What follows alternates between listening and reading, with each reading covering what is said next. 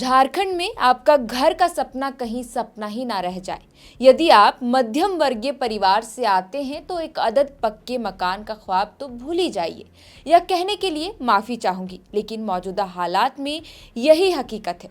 दरअसल एक मकान बनाने में लाखों रुपए का खर्च आता है। ऐसे में जब निर्माण सामग्रियों की कीमतें भी आसमान छुएगी, घर बनाने के लिए जरूरी चीजों की किल्लत हो जाएगी तो क्या करिएगा। अब कोई भी घर बिना बालू के तो नहीं बन सकता है, लेकिन झारखंड में बालू की कीमतें जैसी बढ़ी हैं, एक आम आदमी वह कीमत कहां से अदा करेगा।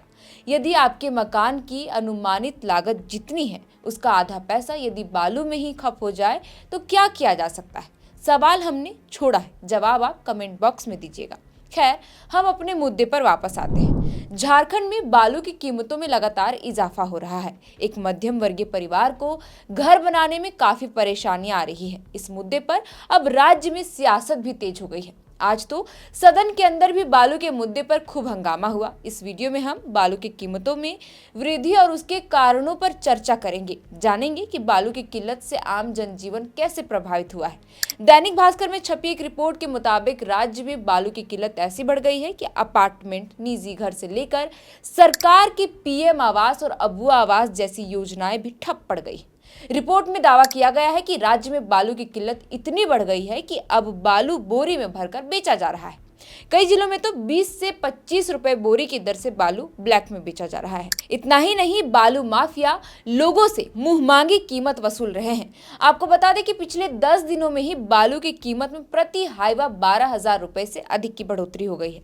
माने 10 दिन पहले एक हाइवा बालू 38,000 रुपए में मिल रहा था, लेकिन अब 38,000 से बढ़कर 50,000 रुपए तक पहुंच गया है। 2000 में एक ट्रैक्टर बालू की कीमत बढ़कर 4,000 हो गई है, जबकि 7,000 एक टर्बो बालू की कीमत अब 10 से 11,000 तक बढ़ गई है। यही नहीं, कीमत बढ़ने के बाद भी कोई गारंटी नहीं है कि बालू आपको मिल ही जाए। अब आप ही सोचिए, 50,000 से बालू खरीदने में एक मध्यम वर्ग परिवार पैसे लगा सकता है क्या? जो परिवार अपना रोजी रोटी एक बंधुआ मजदूरी करके घर चला रहा हो, क्योंकि बालू की कीमत बढ़ने से तो सरकार की अबुआ आवास भी ठप पड़ी हुई है। बहरहाल पूरे राज्य में 444 बड़े बालू घाट हैं। एक साल पहले इन घाटों का टेंडर किया गया, लेकिन अब तक सिर्फ 51 घाटों से ही बालू खनन की पर्यावरण स्वीकृति मिली है। इनमें से 24 घाटों से बालू का उठाव हो रहा है। वहीं रांची में कुल 19 बालू घाट हैं, जिनमें सिल्ली के 3 घाटों का ही पर्यावरण स्वीकृति मिली है, लेकिन यहां से भी बालू का उठाव नहीं हुआ है, क्योंकि अब तक प्रदूषण नियंत्रण बोर्ड से कंसेंट टू ऑपरेट की अनुमति नहीं मिली है। इससे रांची के किसी भी घाट से बालू का उठाव नहीं हो रहा है। नतीजा यह है कि अपार्टमेंट से लेकर अबुआ आवास तक का काम ठप पड़ गया है। घर बना रहे लोगों ने भी काम रोक दिया है। बालू एसोसिएशन के अनुसार बालू नहीं मिलने से निर्माण क्षेत्र से जुड़े 5 लाख से अधिक कामगार बेरोजगार हो गए। रिपोर्ट में यह भी दावा किया गया है कि बालू की कीमतें बढ़ने से इन दिनों बिहार से बड़े पैमाने पर बालू मंगाया जा रहा है। रांची, खुट्टी, रामगढ़, हजारीबाग, कोडरमा, पलामू में बिहार से रोजाना 100 ट्रक से भी अधिक बालू आ रहे हैं। व्यापारियों का कहना है कि झारखंड के घाट से बालू का उठाव करना मुश्किल है, पैसे भी ज्यादा बांटने पड़ते हैं। बिहार से आने वाले बालू में मिट्टी का अंश मिल रहा है, जिसकी गुणवत्ता भी ठीक नहीं है।